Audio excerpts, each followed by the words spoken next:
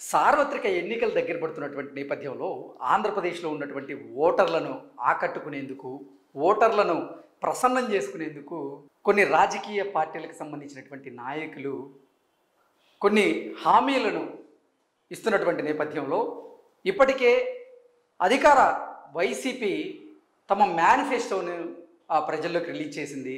కానీ 2024లో జరగబోయేటువంటి ఎన్నికల కోసం రిలీజ్ చేసినటువంటి వైసీపీ మేనిఫెస్టో అంత గొప్పగా ఏం లేదు అంటూ కొంతమంది ప్రజలు పెదవి విరుస్తున్నటువంటి నేపథ్యంలో 2019లో ఏదైతే హామీలు ఇచ్చారో జగన్మోహన్ రెడ్డి అదే హామీలను మళ్ళీ మేనిఫెస్టోలో పొందుపరిచారు.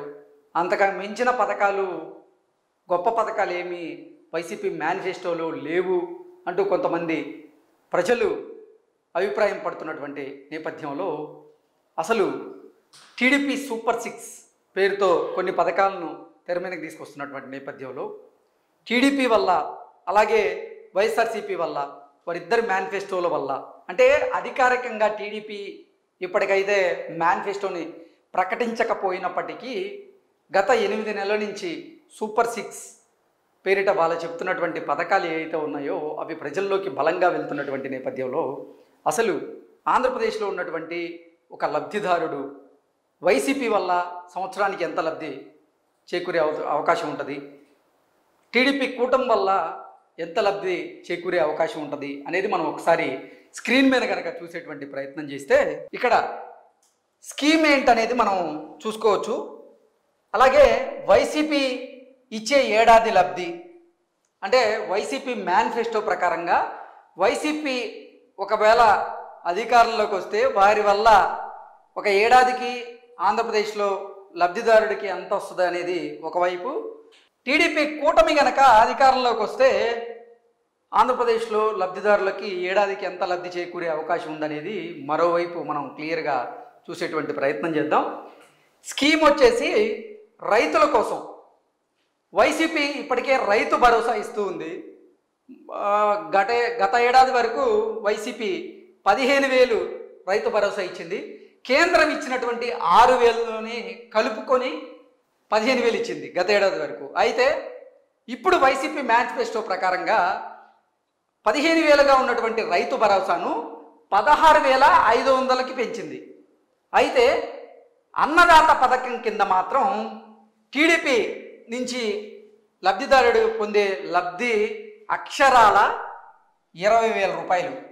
అంటే వైసీపీ ఇచ్చేదానికంటే కూడా 3,500 రూపాయలు ఎక్కువ అన్నదాత పథకం పేరుతో టీడీపీ ఇవ్వబోతున్నట్లుగా వారు గత 8 నెలలుగా చెప్తున్నటువంటి సూపర్ 6లో ఇదొక అంశం కూడా ఉంది. నెక్స్ట్, సో రైతులకు ఇచ్చేటువంటి రైతు భరోసా వైసీపీ కంటే టీడీపీ కూటమే ఎక్కువగా ఇవ్వబోతుంది. 3,500 రూపాయలు టీడీపీ రైతులకు రైతు సోదరులకు అన్నదాత పేరుతో ఇవ్వబోతోంది. నెక్స్ట్, కౌలు రైతులకు జగన్మోహన్ రెడ్డి కౌలు రైతుల కోసం 16,500 రూపాయలు రైతు భరోసా పేరిట ఇచ్చేందుకు సిద్ధమవగా అన్నదాత అనేటువంటి స్కీమ్ పేరు మీద తెలుగుదేశం పార్టీ కూటమి సంవత్సరానికి గాను 20,000 రూపాయలు, అంటే ఇక్కడ కూడా అధికార వైసీపీతో పోల్చుకుంటే 3,500 రూపాయలు ఈ స్కీమ్ కింద రైతులు లబ్ధి చేకూరే అవకాశం ఉంది. సో ఈ రైతులకు మేలు చేసే విషయంలో 2 మెట్లు టీడీపీ కూటమి ముందంజలో ఉంది. రైతు భరోసా కింద గతేడాది వరకు 15,000 రూపాయలే జగన్మోహన్ రెడ్డి ఇస్తే, మేము అధికారంలోకి వస్తే రైతు సోదరులకు అన్నదాత పేరిట 20,000 రూపాయలు ఇస్తామంటూ కూడా చంద్రబాబు గారు పలు సందర్భాల్లో చెప్పినటువంటి నేపథ్యంలో రైతులకు న్యాయం జరగాలి అంటే మాత్రం టీడీపీ కూటమే అధికారంలోకి రావాలనేది ఈ లెక్కల ప్రకారంగా తెలుస్తుంది. నెక్స్ట్, వృద్ధాప్య పింఛన్ల విషయంలో జగన్మోహన్ రెడ్డి ఇప్పుడు ఆంధ్రప్రదేశ్లో ఉన్నటువంటి పింఛన్దారులకు 3,000 రూపాయలు పింఛన్ ఇస్తున్నటువంటి నేపథ్యంలో ఆ పింఛన్ను 500 రూపాయలు పెంచుతూ 3500 చేస్తాను, అది కూడా 2029లో పెంచే అవకాశం ఉందంటూ కూడా మేనిఫెస్టోలో ఆయన పొందుపరిచినటువంటి నేపథ్యంలో టీడీపీ కూటమి గనక అధికారంలోకి వస్తే, అంటే 2024 జూన్ నుంచే టీడీపీ కూటమి ఏం చెప్తుందంటే, మేం గనక అధికారంలోకి వస్తే జూన్ నుంచే 4000 రూపాయలు చేస్తాము పింఛను. ఇప్పుడు 3000గా ఉన్నటువంటి పింఛన్ను జూన్ 1వ తేదీ నుంచే 4000 రూపాయలు చేస్తాము అంటూ టీడీపీ అధ్యక్షులు నారా చంద్రబాబు గారు పలు సందర్భాల్లో స్పష్టంగా చెప్పారు.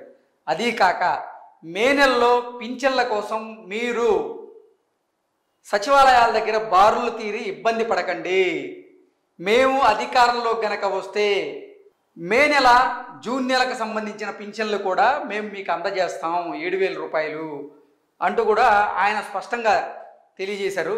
సో పింఛన్ల విషయంలో చూసుకున్నట్లయితే జగన్మోహన్ రెడ్డి 3500 చేస్తా అన్నాడు 3000గా ఉన్న పింఛన్ని. అలాగే చంద్రబాబు గారు చూసుకున్నట్లయితే ఇప్పుడు ప్రస్తుతం 3000గా ఉన్నటువంటి పింఛన్ను 4000 రూపాయలు చేస్తా అంటూ ఆయన హామీ ఇచ్చారు. నెక్స్ట్ దివ్యాంగుల కోసం వస్తున్నటువంటి పింఛన్లు మనం దృష్టిలో పెట్టుకుంటే ఇప్పటి వరకు దివ్యాంగులకు కూడా పింఛన్ 3000గా ఉండేది. ఆ పింఛన్ను జగన్మోహన్ రెడ్డి మేనిఫెస్టో ప్రకారంగా 500 రూపాయలు పెంచితే దివ్యాంగుల కోసం ఒక వరాన్ని ఇచ్చేందుకు సిద్ధమయ్యారు చంద్రబాబు గారు. ఆ వరం ఏంటంటే ఇప్పటి వరకు 3000గా ఉన్నటువంటి పింఛన్ను జూన్ నుంచి వారికి డబల్ చేసి, అంటే 6000 రూపాయల పింఛన్ను ఇచ్చేందుకు సిద్ధమయ్యారు. దివ్యాంగులకు చంద్రబాబు గారు 3000గా ఉన్న పింఛన్ను 6000 చేసేందుకు అయితే సిద్ధమయ్యారు. సో దివ్యాంగులకు కూడా టీడీపీ కూటమి వల్ల ఏడాదికి లబ్ధి జరగబోతుంది. ప్రతి నెలకి 6000 రూపాయల పింఛన్ ఇస్తారు. సో నెక్స్ట్ పిల్లలు బడికి వెళ్తే 2 పిల్లలు అమ్మఒడికి కింద ఒక్కొక్క పిల్లవాడికి 17,000 రూపాయలు అమ్మఒడి ఇస్తామంటూ కూడా జగన్మోహన్ రెడ్డి మేనిఫెస్టోలో పొందుపరిస్తే, అంటే గతంలో 15,000 ఉన్న అమ్మఒడిని 2000 పెంచి 17,000 ఇస్తామంటూ జగన్మోహన్ రెడ్డి చెప్తూ ఉంటే, తల్లికి వందనం పేరిట 30,000 రూపాయలు ఇస్తామంటూ కూడా చంద్రబాబు గారు హామీ ఇచ్చారు. అంటే తల్లికి వందనం కింద ఒక్కొక్కరికి 30,000 రూపాయలు చంద్రబాబు గారు ఇవ్వబోతున్నట్లుగా ఈ పథకం కూడా వైసీపీతో పోలిస్తే చాలా బెటర్గా ఉండేట్లుగా చంద్రబాబు గారు డిజైన్ చేశారు. నెక్స్ట్ మహిళల కోసం చేయూత కింద 45 నుంచి 60 ఏళ్ల మధ్య వయసు ఉన్న మహిళలకు చేయూత కింద 16,500 రూపాయలు ఇచ్చేందుకు వైసీపీ సిద్ధమవగా, అదే టీడీపీ కూటమి మహాశక్తి పేరు మీద 18 నుంచి 60 ఏళ్ల మధ్య వయసు ఉన్నటువంటి మహిళలకు 18,000 రూపాయలు, అంటే వైసీపీ కంటే 1,500 రూపాయలు ఎక్కువ ఇస్తున్నట్లుగా ఈ సూపర్ 6లో భాగంగా చంద్రబాబు గారు ఆయన ప్రకటన చేశారు. నెక్స్ట్ ఆర్టీసీ ప్రయాణం గురించి జగన్మోహన్ రెడ్డి వారి మేనిఫెస్టోలో అయితే స్పష్టంగా తెలియజేసింది ఏం లేదు.